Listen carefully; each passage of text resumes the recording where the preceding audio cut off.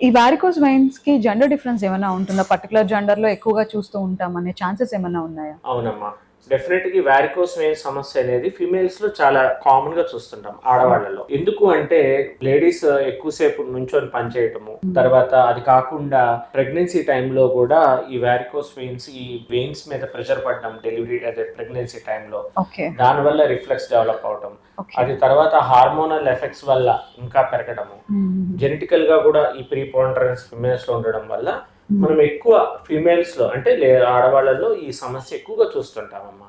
Okay. So, pregnancy టైమ్‌లో లేడీస్‌కి different symptoms కనిపిస్తూ ఉంటాయి. At the same time different problems కూడా వాళ్ళు ఫేస్ చేస్తూ ఉంటారు. బట్ ప్రెగ్నెన్సీ అయిపోయిన కొన్ని రోజుల తర్వాత రికవర్ అవుతారు దాని నుంచి. బట్ ఈ వారికోస్ వెయిన్స్ కూడా అలా రికవర్ అయ్యే ఛాన్సెస్ ఉన్నాయా? లేదు ఖచ్చితంగా ట్రీట్మెంట్ తీసుకోవాలా? కొంతమందిలో కాళ్ళు తీవ్రంగా వాసిపోవటం ప్రెగ్నెన్సీ టైంలో ఇవన్నీ జరుగుతుంటాయమ్మా. సో దీనికి వాళ్ళు ముందుగానే గుర్తించి ఒక వీనస్ డాప్లర్ చేసుకొని తీవ్రతను చూసుకోవాలి. తీవ్రంగా ఉన్న వాళ్ళలో ట్రీట్మెంట్స్ చేసుకోవాలి. లేని వాళ్ళలో బేసిక్ స్టాకింగ్స్ కొన్ని మందులు ఉంటాయి, అవి వాడుకుంటే సరిపోతుంది. సో కంపల్సరీగా కొంతమందిలో ప్రెగ్నెన్సీ తర్వాత కూడా ఈ సమస్య ఉన్నట్టయితే మాత్రం ట్రీట్మెంట్ తప్పనిసరిగా తీసుకోవాలి. కొంతమందిలో ప్రెగ్నెన్సీతో పాటు ఈ డిసీజ్ కూడా తగ్గిపోవటం జరుగుతుంది. కానీ కంపల్సరీగా ఒక వాస్కులర్ సర్జన్ దగ్గరికి వచ్చి వీళ్ళు చూపించుకున్నట్టయితే ఆ డిసీజ్ తగ్గిందా లేకపోతే ఇంకా పెరుగుతుందా అనేది ఒక అవగాహన వస్తుంది.